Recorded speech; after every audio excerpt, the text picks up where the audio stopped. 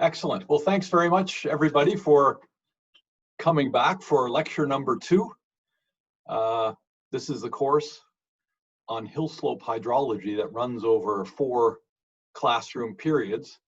And like we talked about last class, today is going to focus on isotope tracing and how this really resulted in another paradigm shift, I would say, in the field of Hillslope hydrology.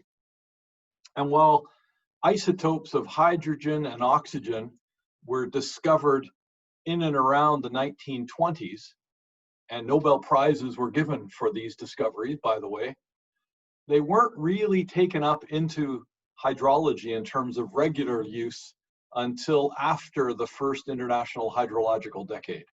There are some papers from the 50s that used bomb tritium, and into the 60s that started to think about the use of hydrogen and oxygen.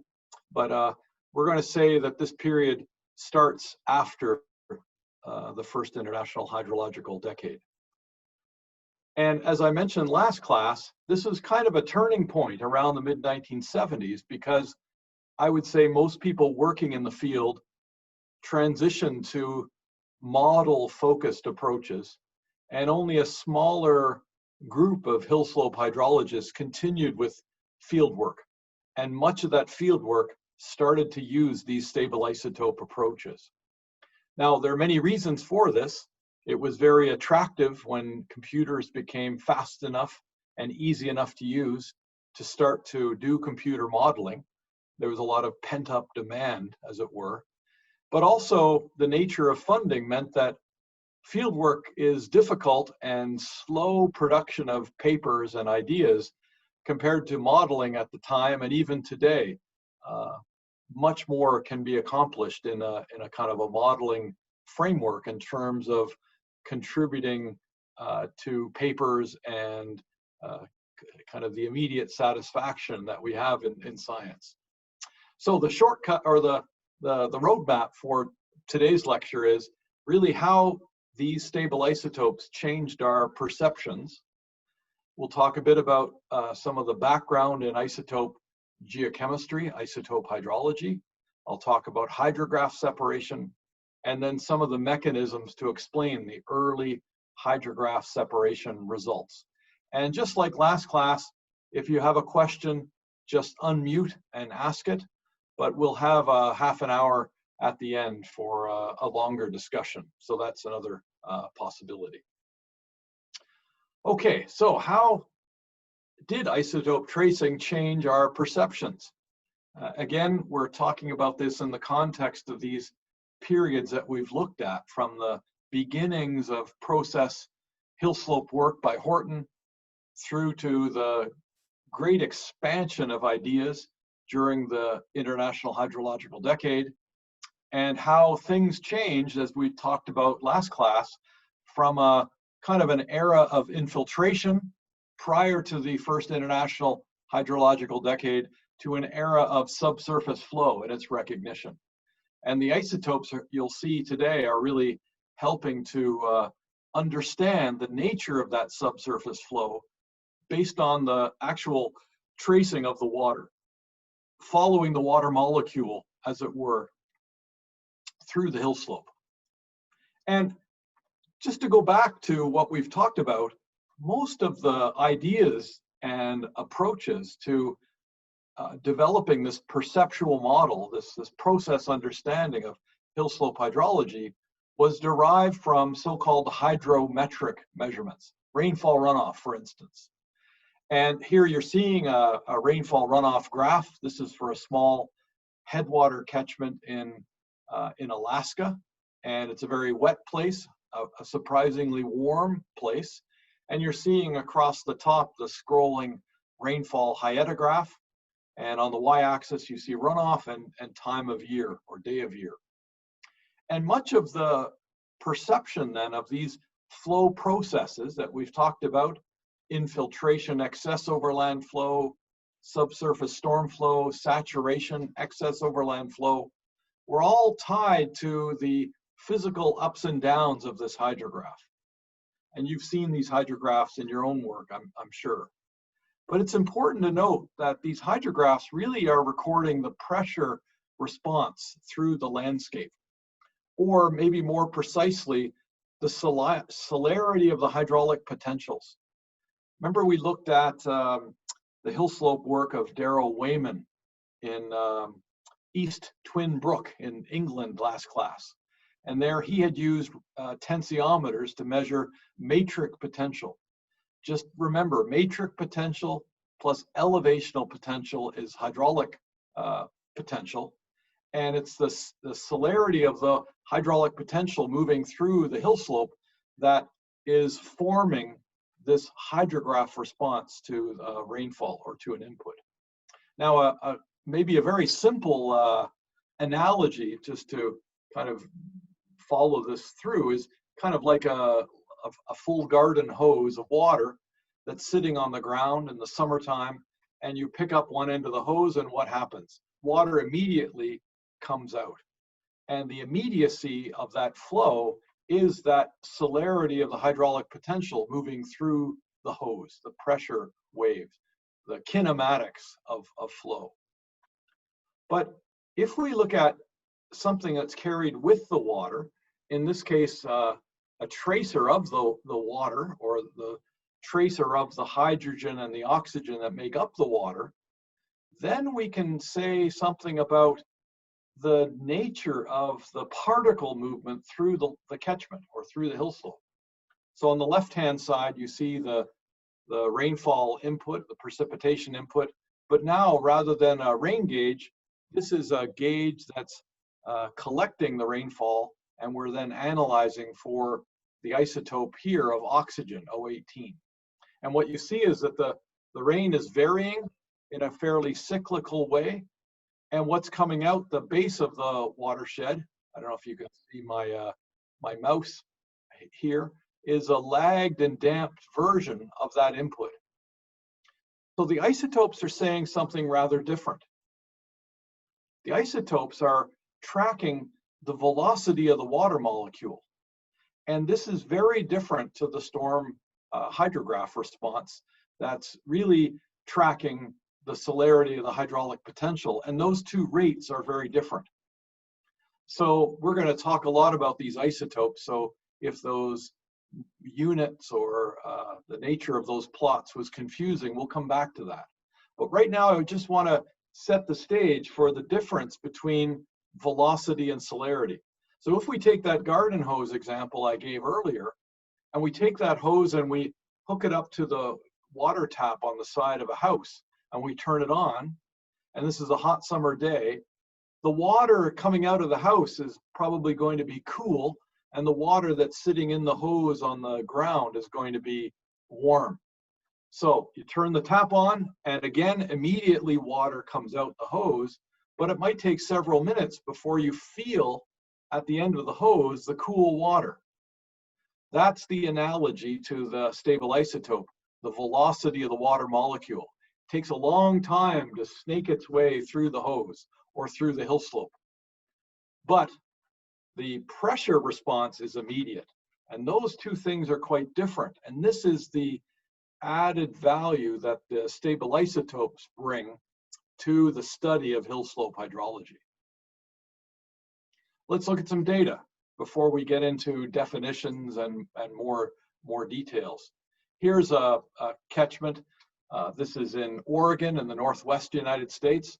And on the upper panel, you see on the y-axis the water flux, and on the x-axis is time. So this is about 2 years of rainfall runoff data. The rainfall is in blue, and the runoff is kind of in that dark red color. And this is a catchment that has dry summers. So you see here, if you can see my mouse, dry summer. Let's just see if I can make a bigger pointer. These are pointer. Okay, maybe that's bigger now. Is it bigger? There's a dry summer, there's a dry summer, and there's a dry summer. And then these are the rainy periods. And what you see is that when the rain starts falling, you get immediate response in the stream. The hydrograph responds very quickly to the storm rainfall once the hill slopes wet up. But now look at something that's carried with the rain. Remember, water is H2O, And this is one of the stable isotopes of the oxygen molecule. That's part of the water molecule. And now look at the blue here. This is the rainfall again. It's varying quite a bit. But now, rather than the stream responding very immediately to the rainfall input, isotopically, it's very, very lagged and damped. And there's a really lovely paper that was published in 2003 by Jim Kirschner, who's at the ETH in Zurich. And he called this the old water paradox. This is the idea that hill slopes are storing water for months or years, but releasing it in minutes or hours to the stream. And this process, or this paradox, if you like, is something that's really been a focus in hill slope hydrology since the start of these stable isotope tracer uses in the mid-1970s. Now, of course, if you read a textbook, this is from Keith Bevan's rainfall runoff modeling textbook. These are different velocities, wave velocities, Darcy velocities, mean pore water velocities, particle velocities. And when you read your hydrological textbooks, you'll remember that, wow, these velocities are in fact rather different. For instance, the celerity or wave velocity in comparison to, say, pore velocity or Darcy velocity. We're not going to go into the details of these equations today, but just to know there's been a lot written on this. In fact, Keith and I had a paper 5 or 6 years ago now in Water Resources Research on this very topic. And we thought it was urgent enough to have what we said was a call to action aimed at understanding really the differences between velocities, celerities, and residence times, because I think there's still a fair amount of confusion in the literature on this topic. But again, it's not so confusing if you go back to the hose analogy, and that's a way to maybe simply understand how celerity is much faster than velocity.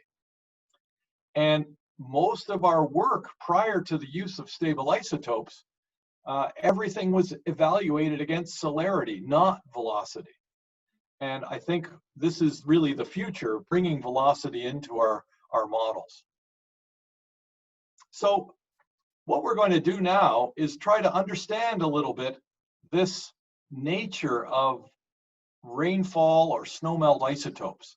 What is it that makes this go up and down in a kind of a sinusoidal way? And we're going to go after questions about, well, first, what are isotopes? And then why is this so cyclical? And what might control the spatial and temporal patterns? So I want to just spend a little bit of time on that in case you've not been exposed to stable isotopes previously. Well, what is a stable isotope? It's part of the water molecule. Remember, we said that what we're talking about are the isotopes of hydrogen and oxygen. Here on the left-hand side, you see a very familiar water balance or a terrestrial water cycle. And on the right-hand side, you see the isotope composition. This is for oxygen 18 in a unit called per mil, parts per thousand, which I'll define in a minute. And for the vapor and for the water, we can now measure this with ease. When I was a student like you, it was not easy. It was very difficult to make these measurements in a chemistry lab on a mass spectrometer. And for the last, 15 years or so, we've had these wonderful things called laser spectrometers. And now all of us can make these measurements quite easily, cheaply, and simply and accurately in our labs, in hydrology labs, in ecology labs, and so on. But just to make it clear that we can measure not just the liquid, but even the vapor now of each of the pieces of this water cycle that's moving around and around, and use this to really track raindrops through our landscapes. So it's really come a long way since the beginning uses in 1975. So a quick review of the basics, and this is a book that came out now in the late 1990s, a long time ago. There are many good recent books that have come out as well. What I want you to think about is these are like fingerprints to track the water. They're part of the water molecule. They're applied naturally during precipitation events, so you don't need to add anything artificial. It's happening everywhere when it rains. They are conservative at ambient temperature, and only mixing can alter the concentration. So unlike chloride or silica or electrical conductivity, tracers you might be familiar with, these don't react along the flow path. They are beautifully, perfectly conservative. And we'll talk about some of the things that do change the signatures, but this is why it's been such a revolution, not just in hydrology, but paleoclimate reconstruction, climate modeling. There's now isotope-enabled global climate and regional climate models. If you're doing that kind of work, you might know of NOAA-MP. That's an isotope-enabled regional climate model now. It's really found its way into so many fields. So already by the 1950s, we understood how water that starts off in an ocean, and you'll notice the units here are 0 per mil, parts per thousand. This is the origin of the cycling of water that we're going to track through our hillslope or catchment water cycle. So even by the 50s, we understood how evaporation changes the signal of the vapor that's coming out of this evaporation and then condensing in the form of clouds.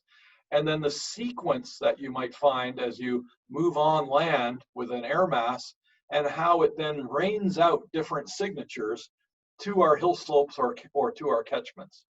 And these processes are well understood and have been now for many decades. We're going to look in a bit more detail at this as we go along. But I just want to give you some bigger picture of what controls those variations we were looking at earlier.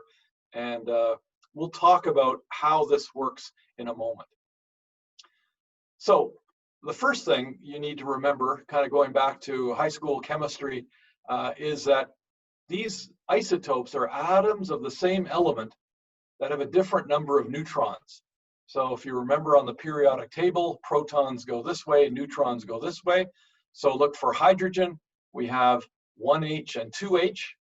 The 2H has a name, it's called deuterium. And then 3H, which is a radioactive isotope we won't talk about today, but we will on the 4th lecture.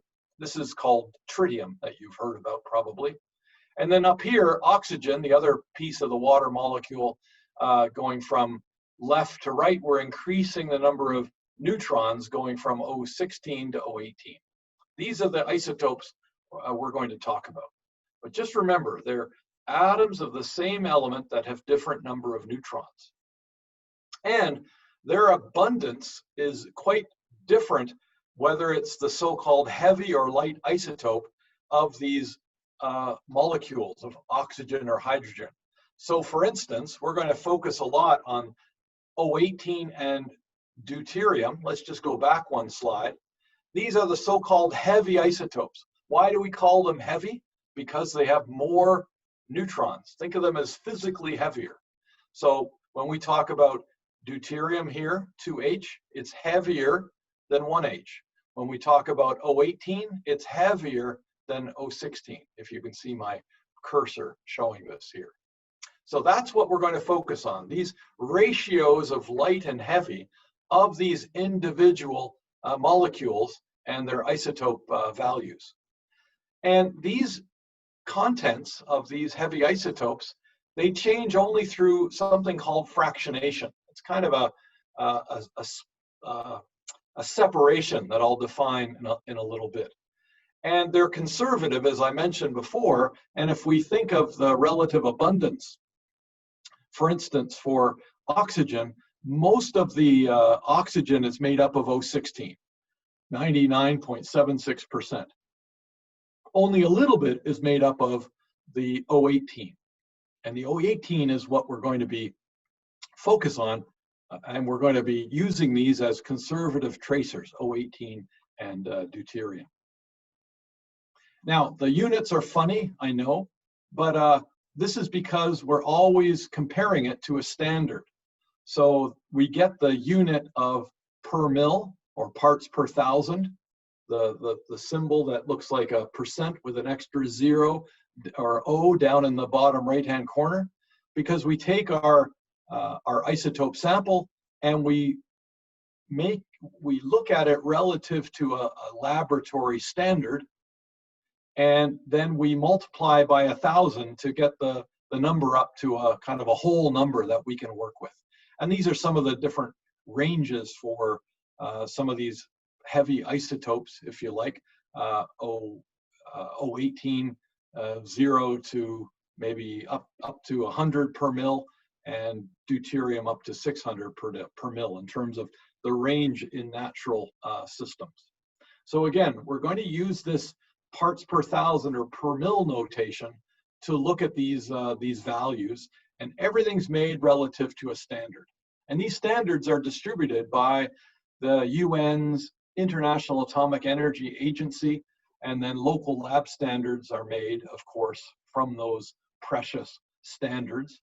And the standard is mean ocean water. And here's a laser spectrometer.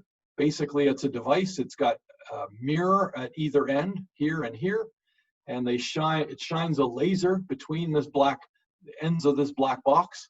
You get about 30 kilometers of laser light set up inside that box, and it's able to make very fine measurements of the spectra of these stable isotope signatures. And these are fed in through this device, which is simply an auto sampler that's taking some liquid from one of these vials that we've collected, let's say, in the field, and that transfers it into this laser spectrometer.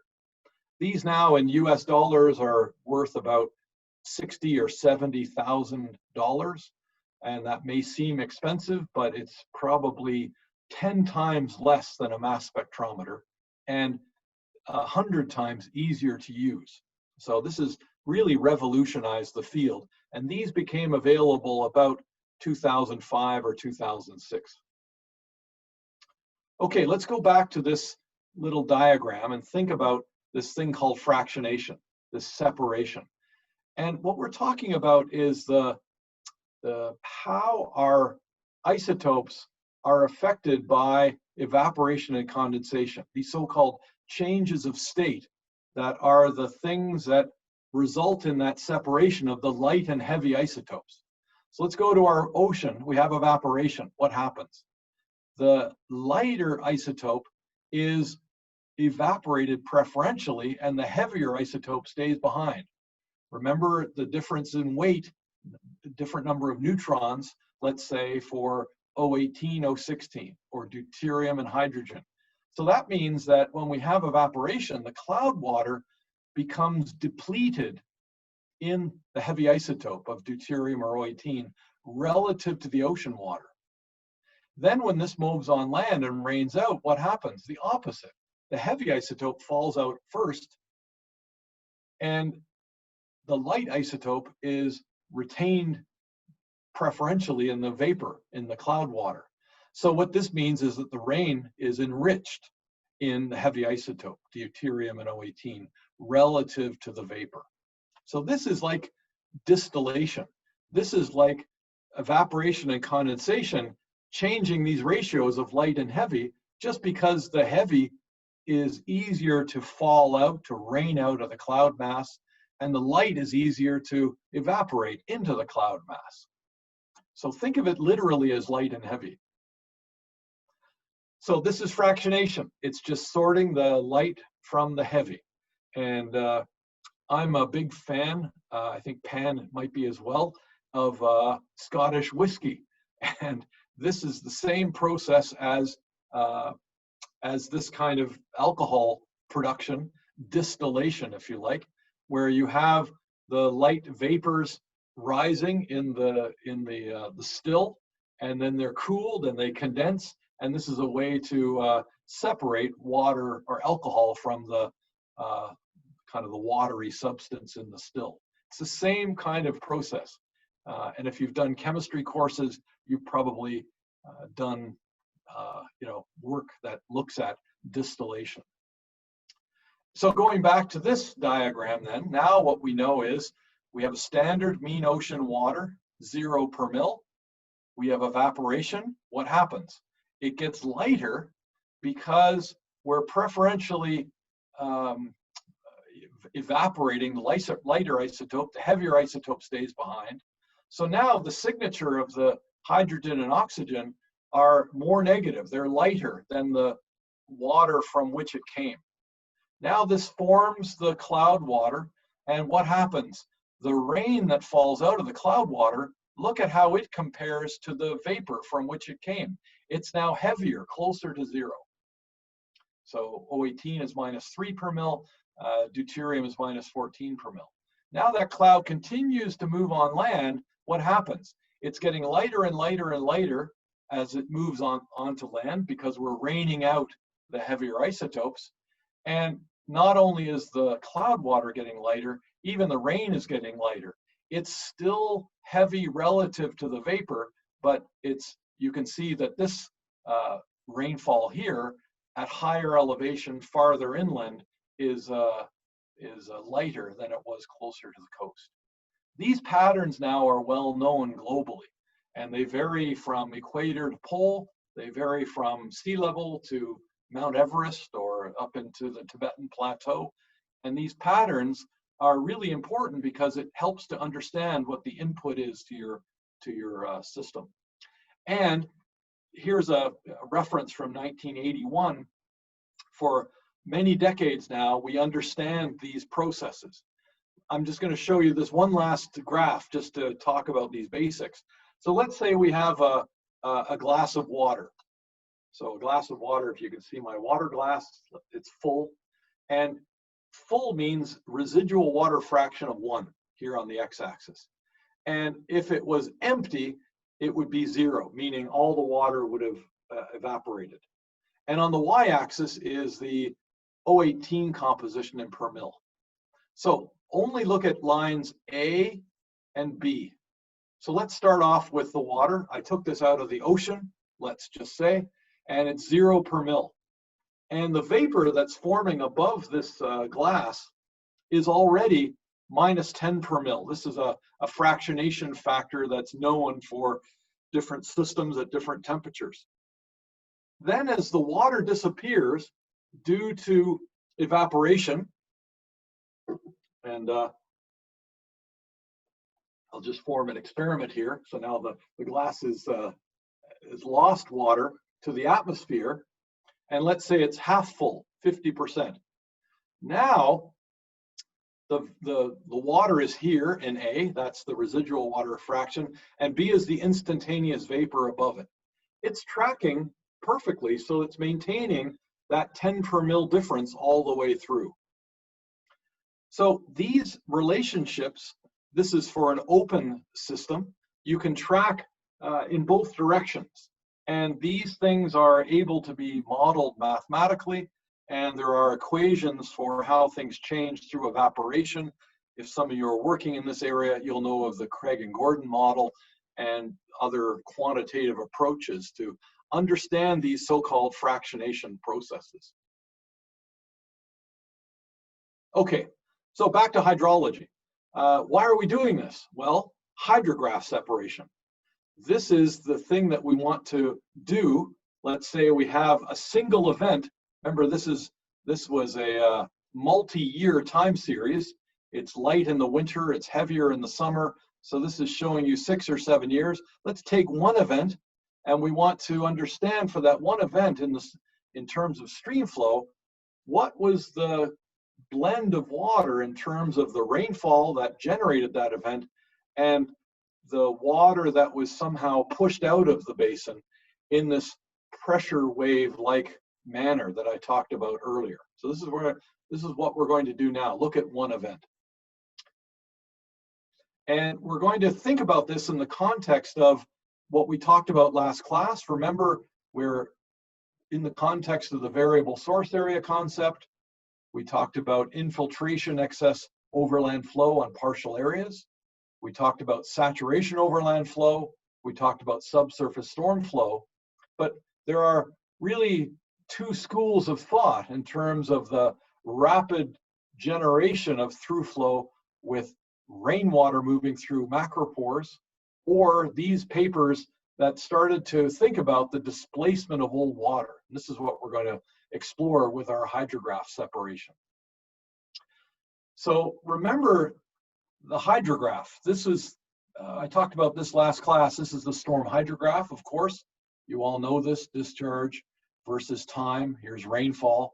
And remember, Hewlett and Hibbert gave us this thing called the quick flow separation line. But it's a graphical separation.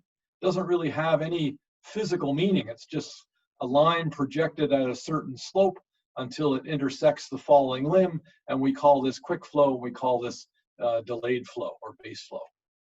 Isotope hydrograph separation, or separating with tracers, is different.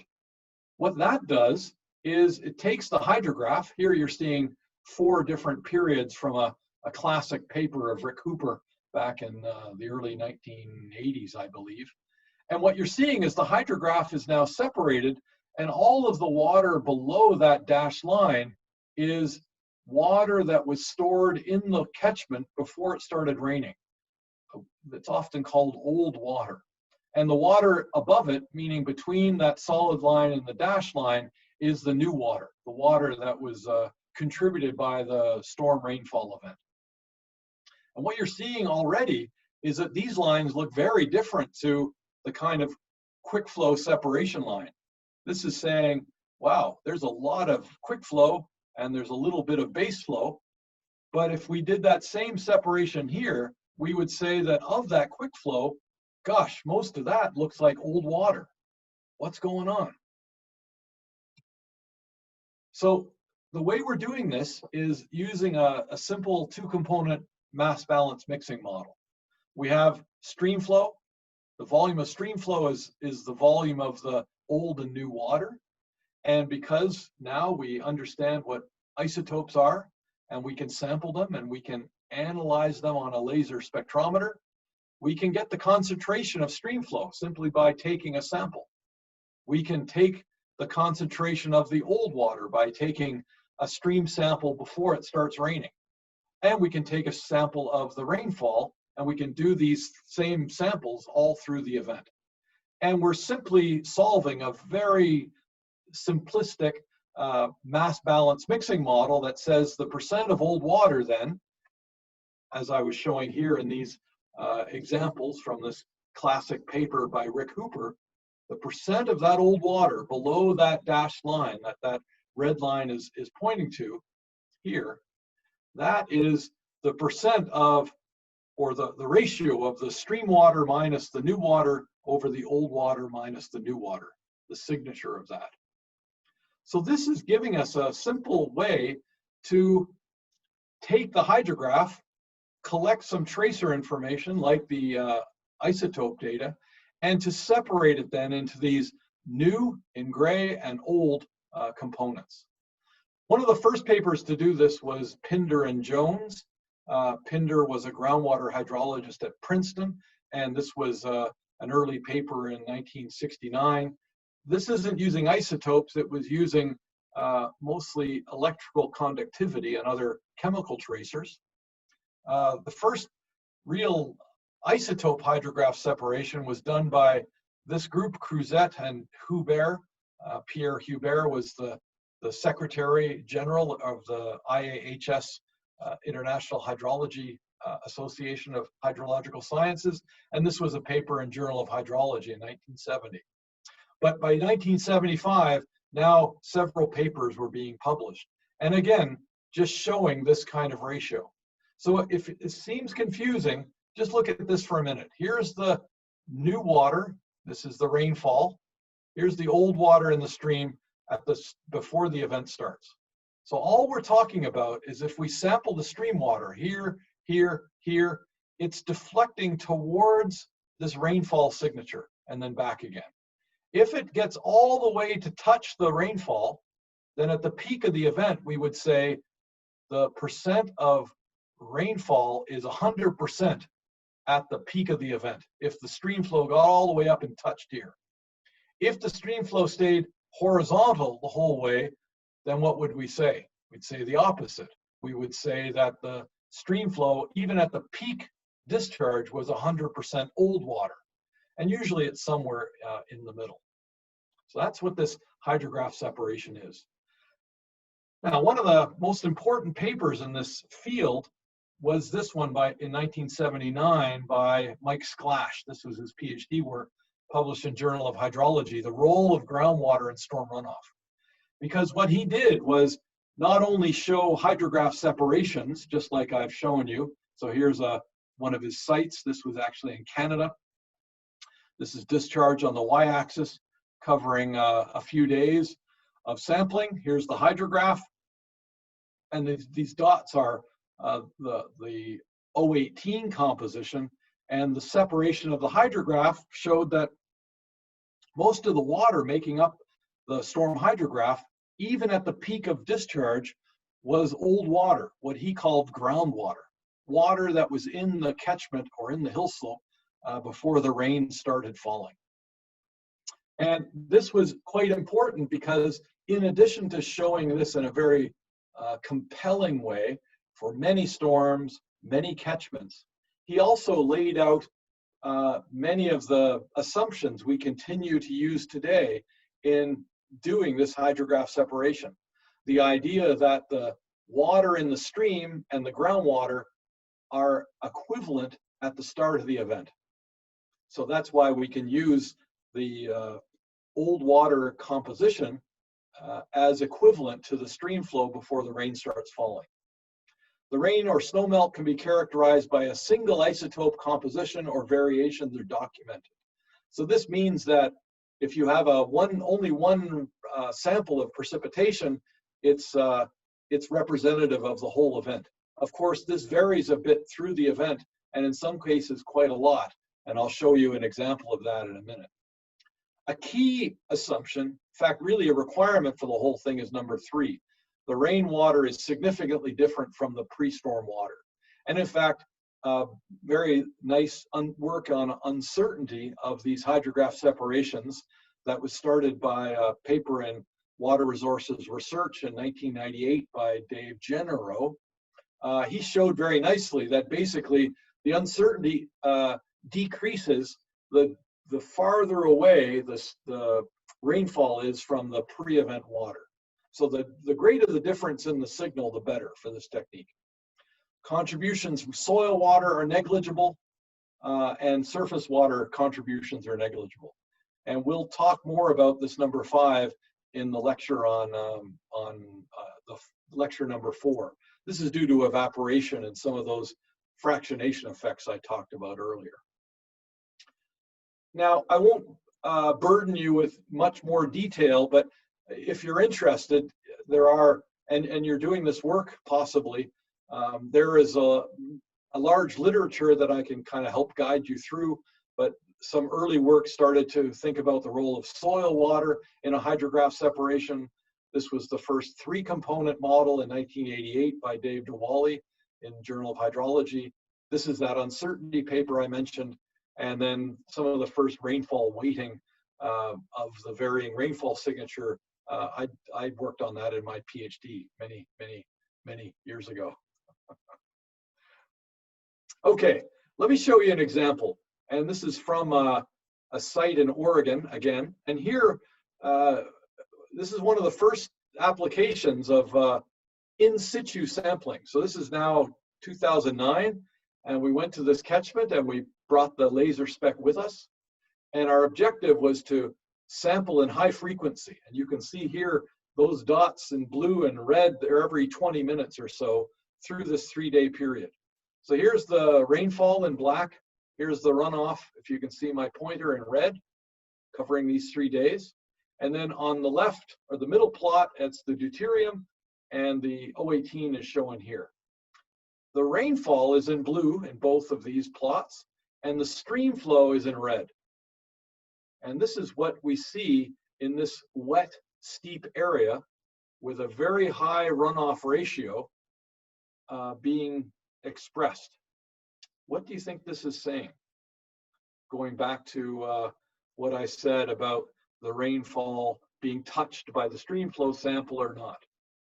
What this is saying is something quite disturbing in the sense that we're still trying to understand this even today, not just in this catchment, but all around the world. What this is saying is that we have a hydrograph that's going up and down with a fairly high runoff ratio, meaning the amount of runoff relative to the amount of rain input. But look at the stream isotope signal. It's unchanging. What that is saying is that even at the peak of the runoff event, there's no detectable rainfall in the stream. All of this water is this displaced water that was in the catchment before the rain event started.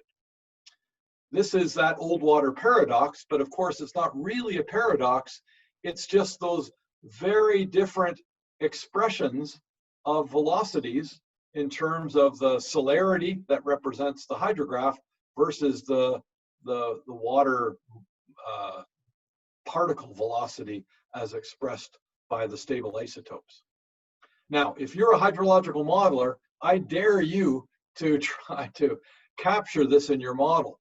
You really need to have both of those pieces to be able to capture these two signals. And of course, these two signals are quite important for many of the modern environmental problems that we're concerned about.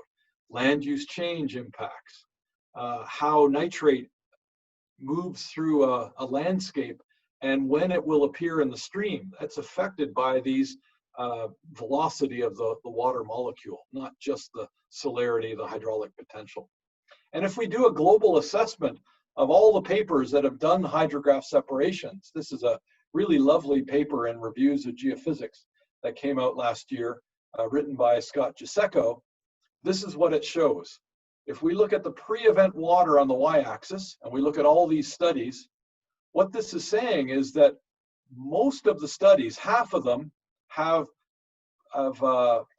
pre-event water dominating. Half of the studies are showing 75% or more of pre-event water in the storm hydrograph. That is a lot. And you know, look at all of these studies showing these very, very high old water fractions.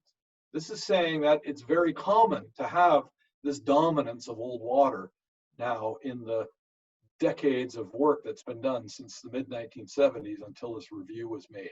Old water dominates most of these hydrographs. Now, of course, there are exceptions. In Canada, where I am, we get snow melt onto frozen ground. That runs off the surface, and we see 100% new water or no old water.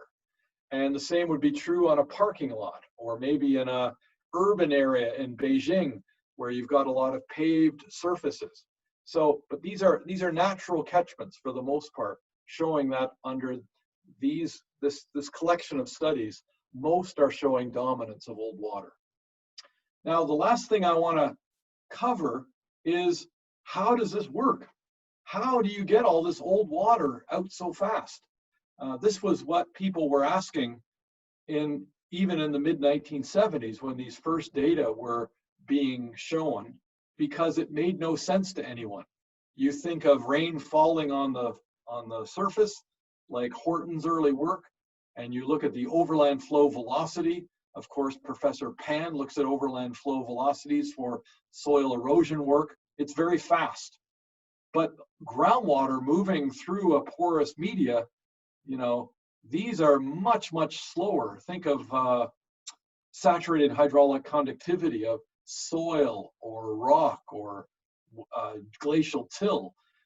These aren't meters per second. These are more, you know, millimeters per day. How does this work?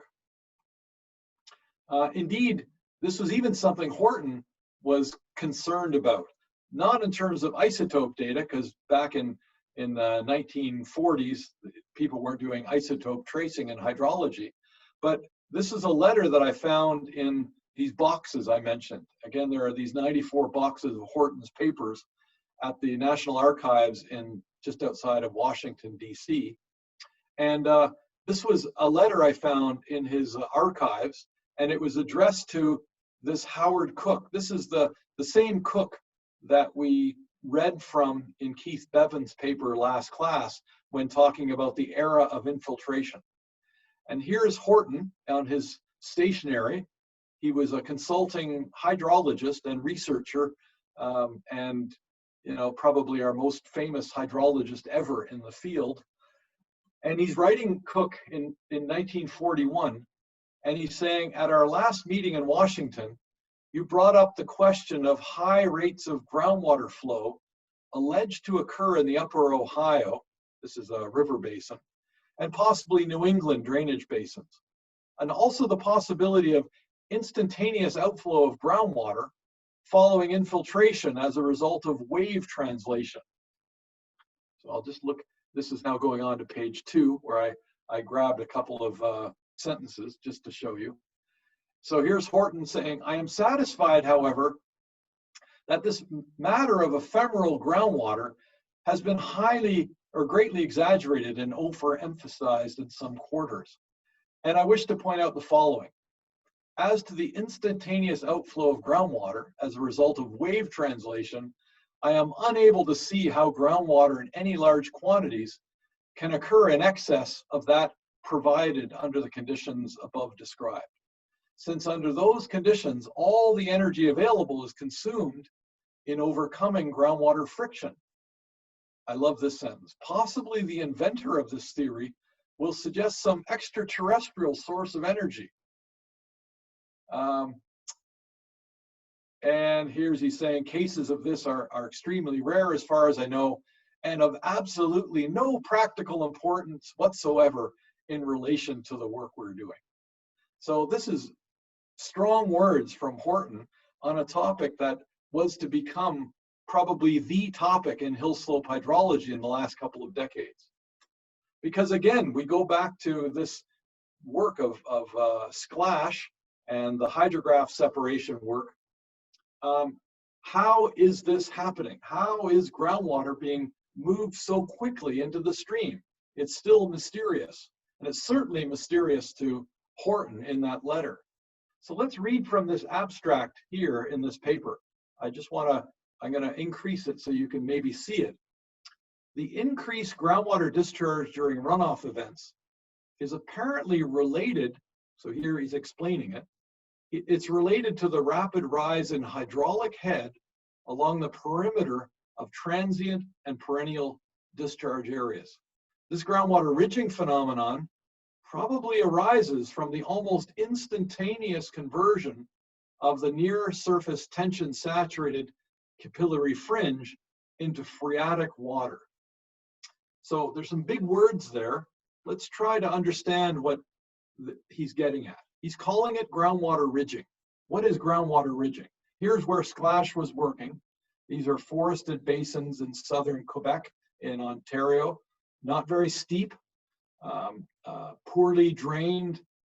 Soils were largely these are glaciated catchments, so there's soil on top of till, glacial till. And before Splash's work, even in the late 1960s, papers were coming out like this one. This was by a Professor Reagan at University of Maryland. And this is showing you a stream cross-section. There's the land surface. And time equals 0 is shown here where the water table is horizontal. So it's below the stream. Stream is losing here.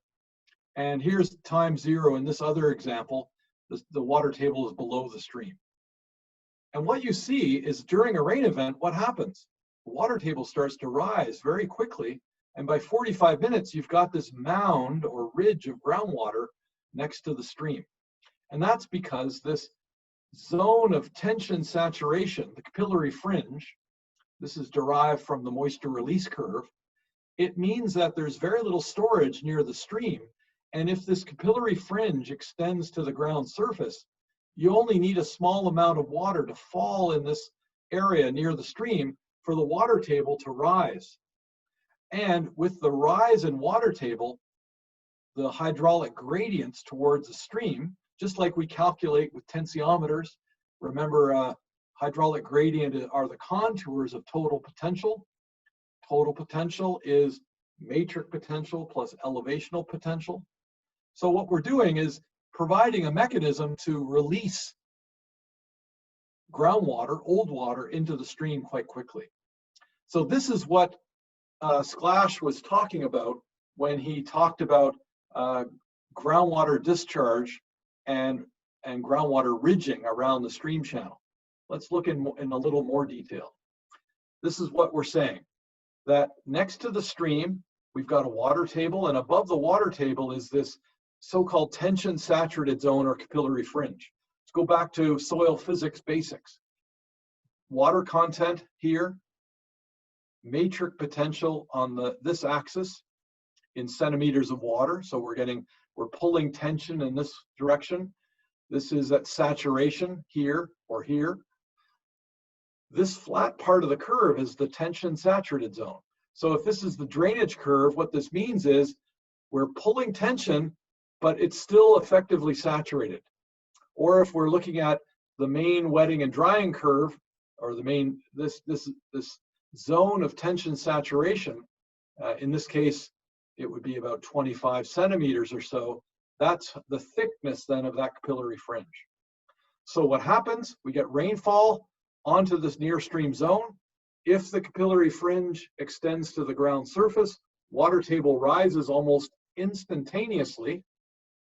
The thing that Horton thought was not possible, it's because there's no storage, and then you create those steepened hydraulic gradients based on that ridging. So this was the first attempt to explain how you could get all of that old water, as it were, quickly into the stream channel.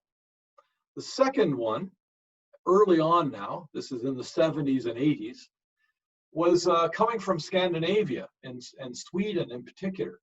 And this was called the transmissivity feedback hypothesis. So this is another mechanism to release old water quickly in the stream. This is some lovely work by Alan Rhoda, who's now retired from Uppsala University. But here's depth to groundwater. So 0 would be the surface of the soil, and we're going down about 1.5 meters here. And on this axis is runoff. So look at this relationship by these dots. These are different events that are being plotted here.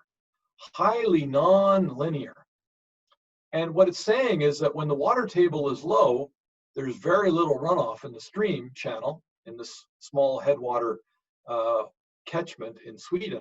But when the water table gets to a certain height, oh boy, then the stream really turns on. You get very high liters per second per square kilometer flow. Why is that? Well, it's groundwater being released. And that's because down here in this part of the subsurface, this is glacial till. And on top of that is a much more transmissive, much more permeable forest soil. And once the water table rises into that more permeable zone, it can move laterally very, very quickly, basically draining off the top of the water table. Again, these are fairly flat looking areas. This is an area in northern Sweden where Alan worked. Again, glaciated, cold, wet areas. And if we look at a diagram, this is the idea that when the water table is low, the flux of water laterally to the stream is low. But when water table rises into this more transmissive mineral soil, then you get very high rates of groundwater transfer from the hill slope to the stream. So this was the second mechanism that was presented when these isotope results were being discovered in the 70s and 80s. Okay, I'm going to wrap up because this is really the period I wanted to cover, this period of the use of isotopes starting in the mid-1970s.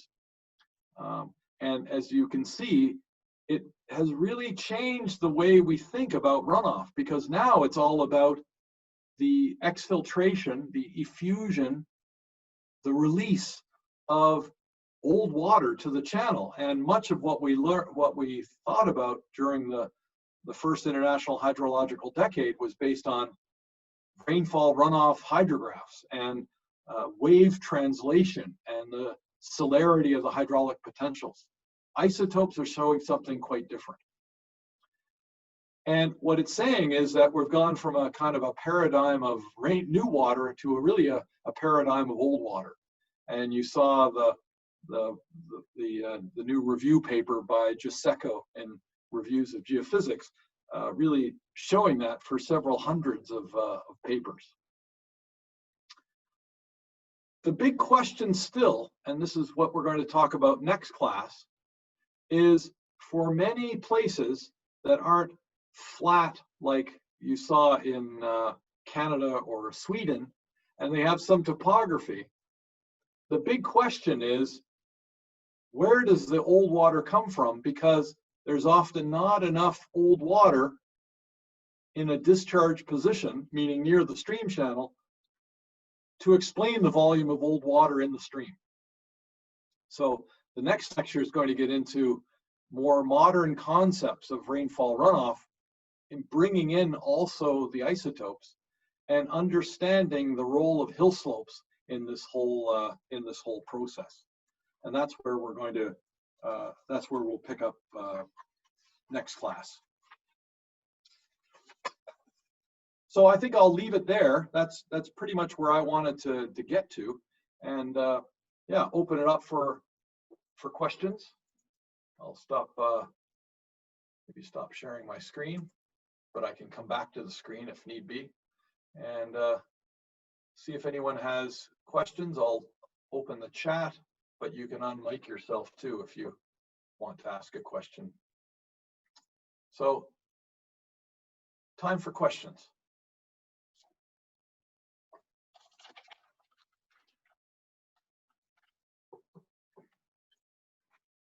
Yeah.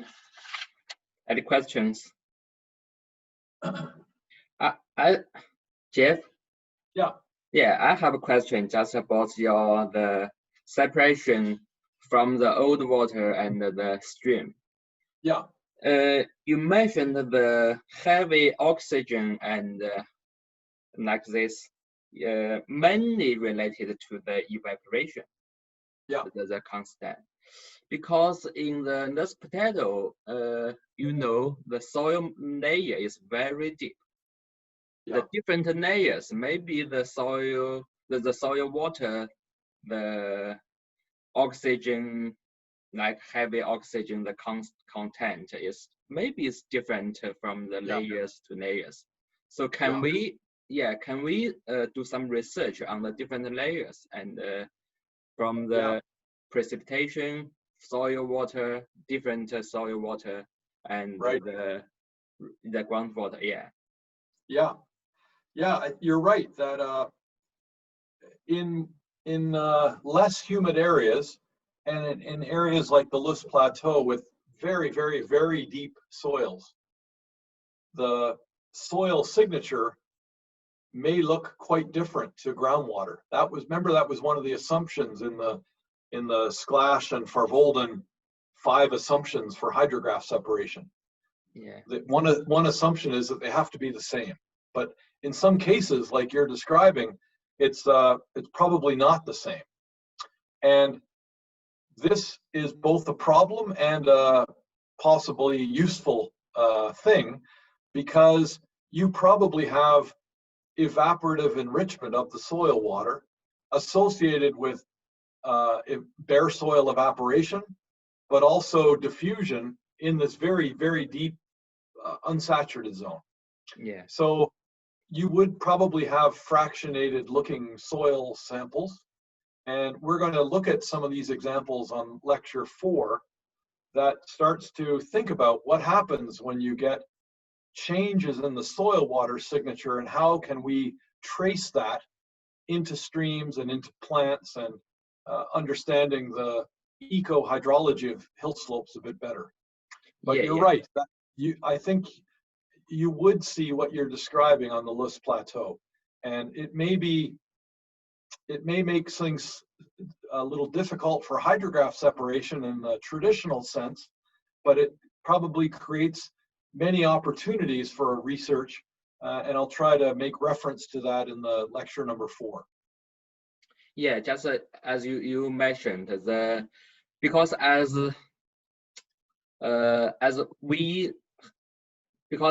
due to my knowledge, the most of the precipitation, the infiltration soil layer is almost 1 or 2 millimeters in the Lush Plateau. So maybe the soil, from the 0 to 2, just above the upper 2 meters soil layers is very important for the plant growth. Yeah. So maybe the different, especially for the up soil layers, you different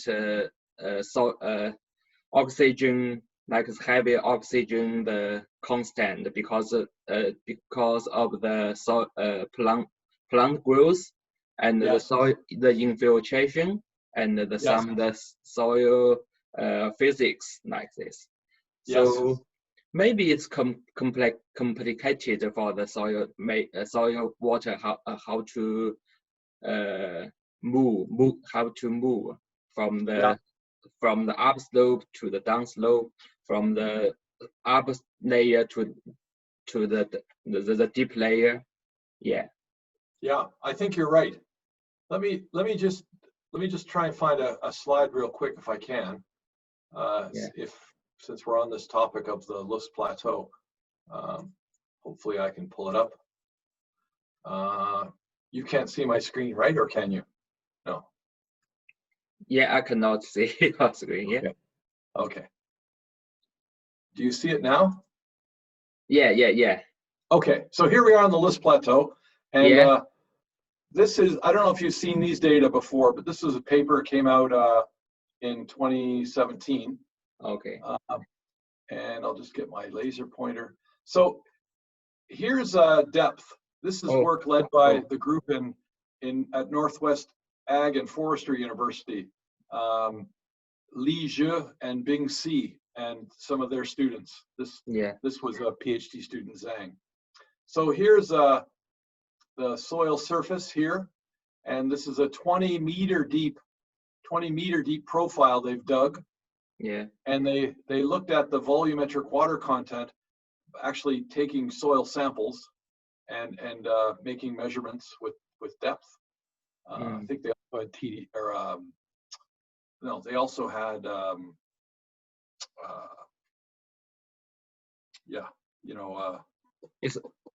measurements of moisture. I'm forgetting the technique right now. Neutron probe measurements down through the profile. And now look here. This is not the 1H or 2H. This is 3H. This is the tritium. This is the radioactive isotope, H3. And what's really beautiful here is that this is the bomb tritium signal preserved in the soil in these very deep units. So remember that, I don't know, bomb tritium looked like this. This is 1962 or 3. This was the peak of the bomb tritium signal globally. On the y-axis is tritium units in precipitation. And we had the comprehensive test ban treaty globally. And then the world's tritium started to decline. But look at the shape of this curve. See the shape of this curve? Like that. And now look at the shape. Okay, it's 1963. Look at the shape of this curve. There's 1963 right there. Yeah. So it's taken from 1963 until 2017 to go 8 meters. And what's amazing is that they plant apple trees on this area, and the apple trees send down roots all the way to 12, 13 meters. So what you can do then is pick the apple, calculate its tritium concentration, and then using a mixing model, say what the distribution of tritium was that the tree root sampled from through this profile that has the tritium signal in it. And I think this is something I'm really excited about, because what you can do then is, for different age trees, you can quantify the age of the apple water. And for these older trees that are sending roots down quite deep, 10, 15 meters, the apple water is on the order of 30 years old. And you get this with a kind of a Bayesian mixing model that the group at Northwest ran.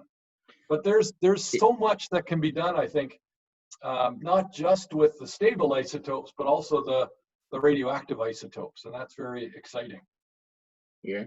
Yeah, so excuse me, maybe you can turn to the last slide. Yeah. This one?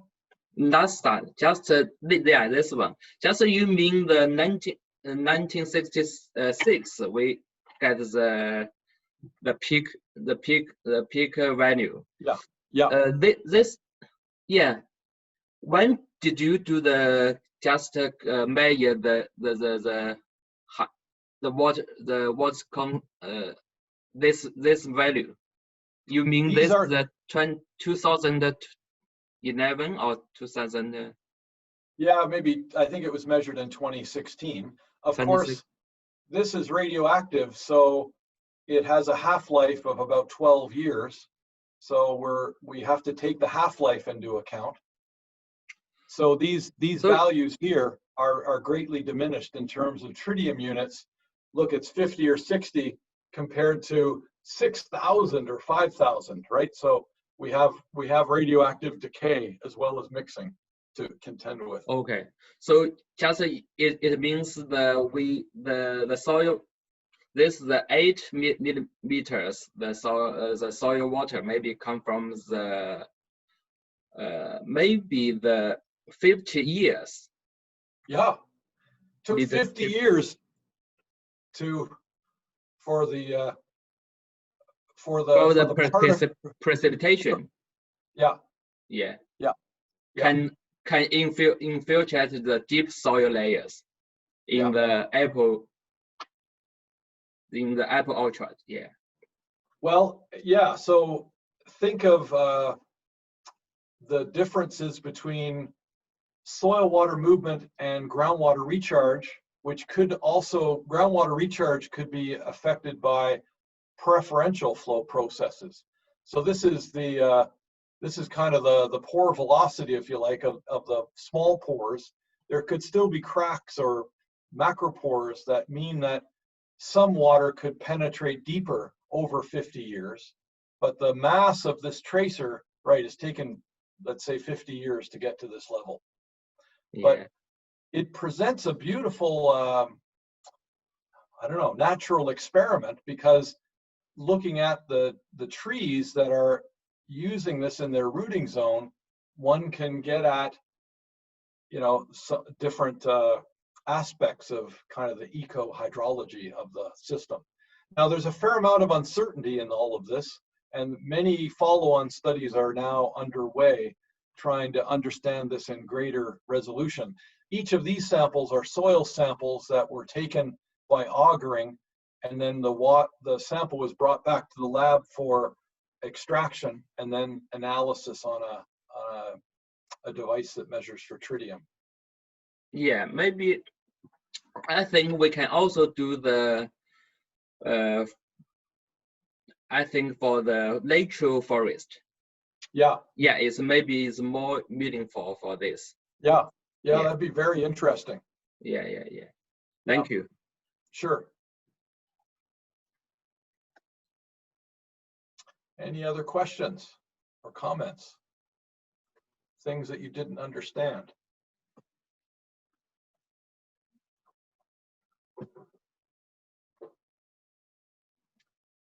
I'm wondering, who are you using isotopes at all in your work in Tibet on your hill slopes? Tibet, I have not do some research on the Tibet areas. Yeah. Maybe in BNU, some professors do some research on the Tibet. Yeah, I was just looking at Guan Grong, and I was wondering if he was doing any of that.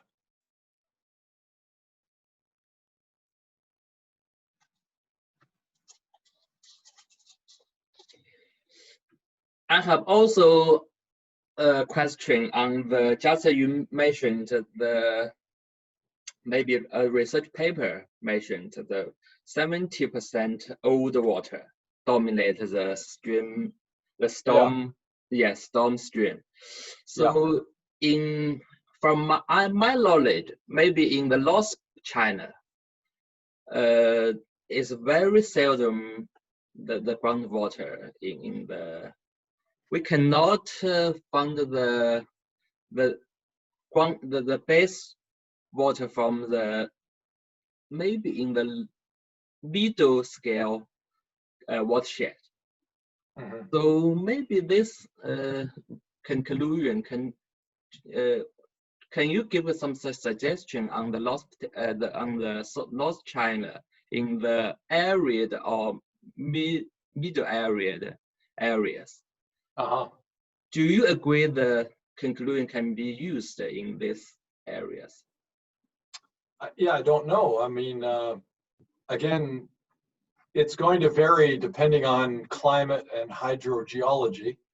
Yeah. And as we'll see next class, maybe it's not true groundwater, but it's soil water, or it's water that was maybe perched water table on hill slopes that then makes its way laterally to the stream. So not groundwater in a classical sense, like an alluvial aquifer, but more transient saturation that is mobilized and then released at the hill slope scale.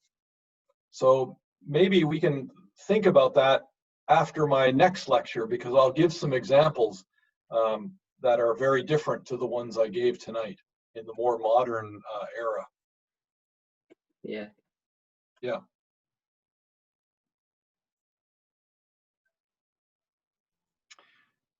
If students are not there is something wrong with my speaker. So I have a question. So do you think what is the key point that use transfer technology to help us to understand the subsurface flow passes or hill slope release and stored mixture process?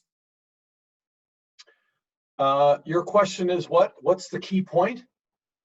Yeah, what is the key point that's using transfer technology to help us better understand the subsurface flow pathways, or help us to understand the hill slope mixture release, stored and release process.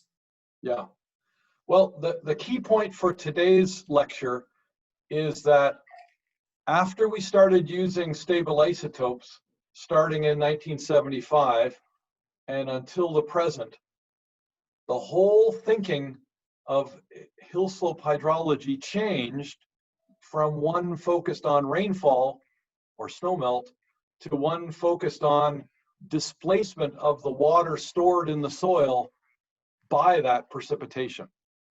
So it forced a recognition that there are these two different velocities, the celerity of the hydraulic potentials and the velocity of the water molecule, and that they are radically different.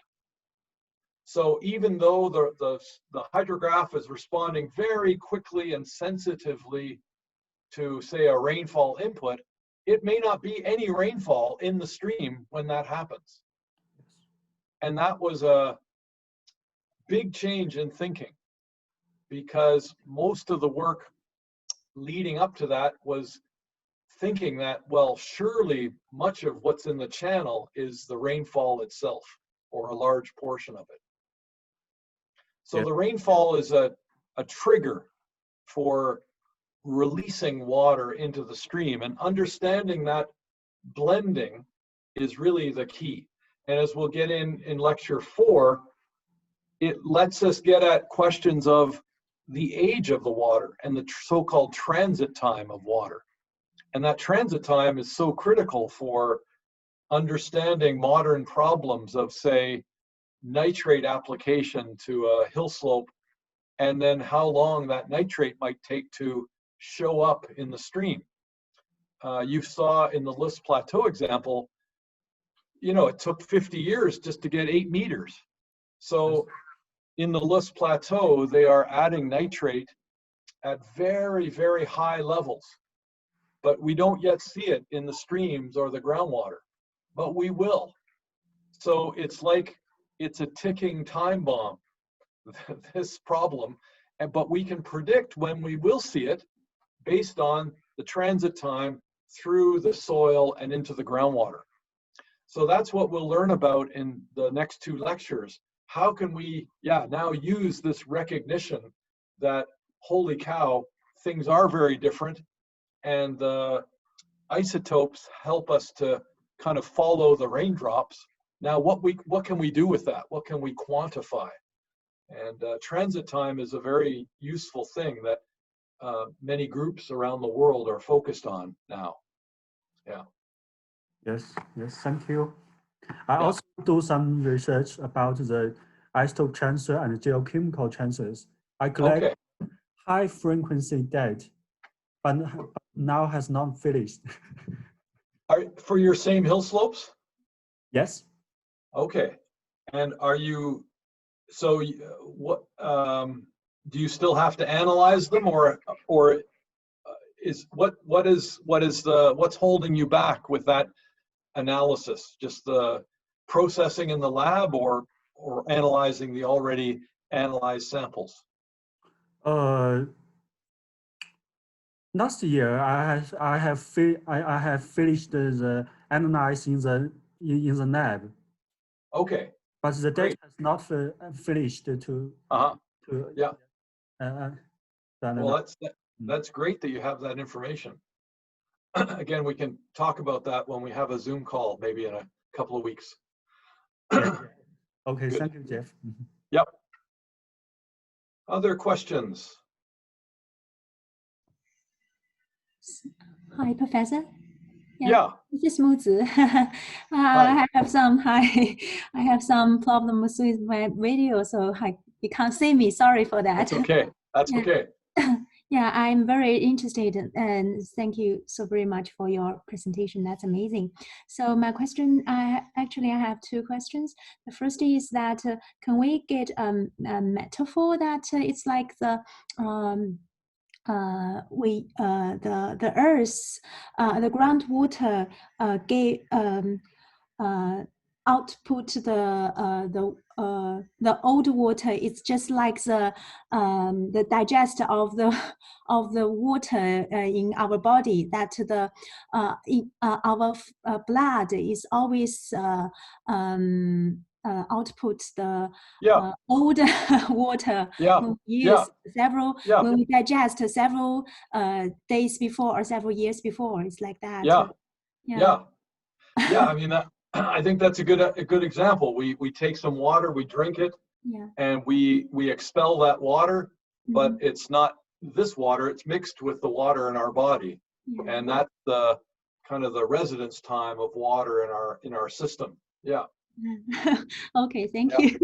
And my next question goes, so can we go to the curve comparison between the apple orchard and the curve on the right-hand side? Sure. So,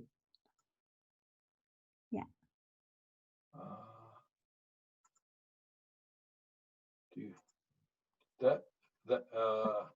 Yeah, the 200, that one. So there is some differences between the slope.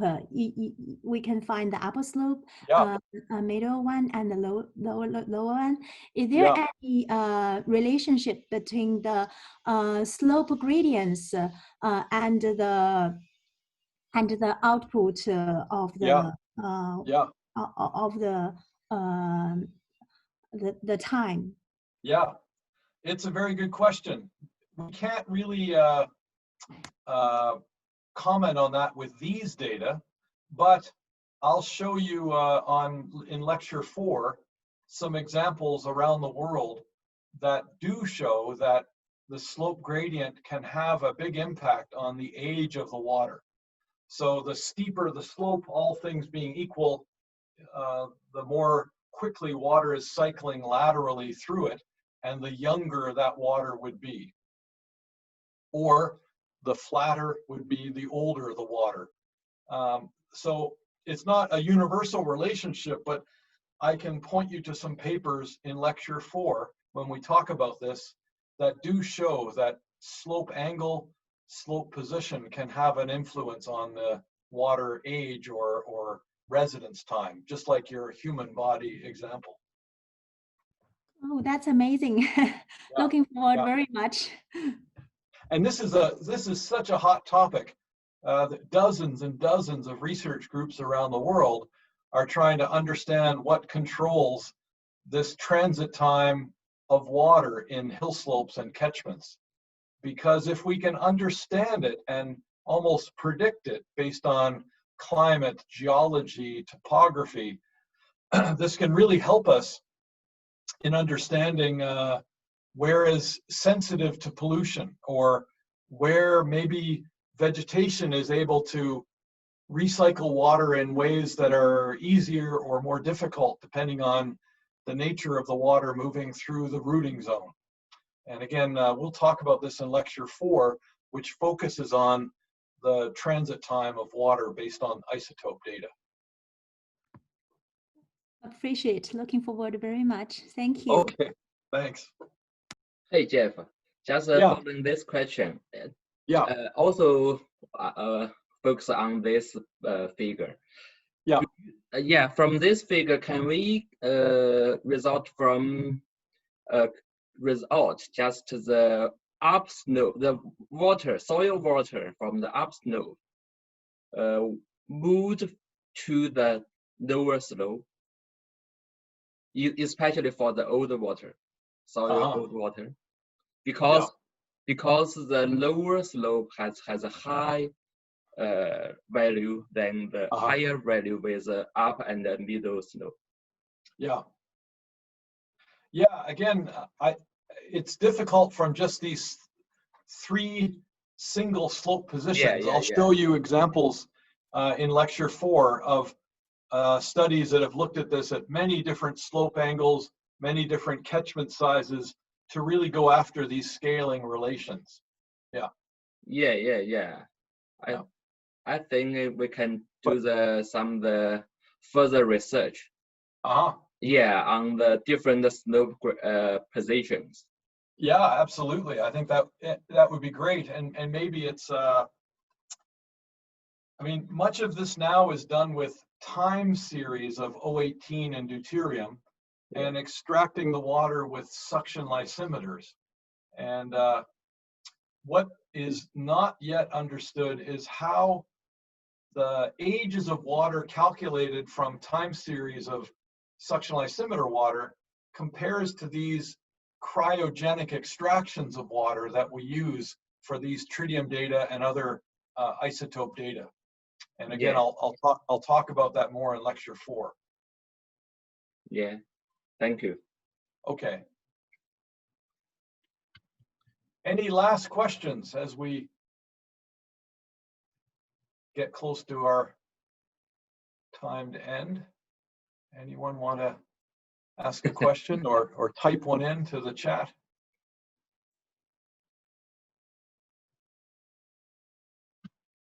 Okay, well, again, Professor Pan, thank you very much. It's been a great thank you.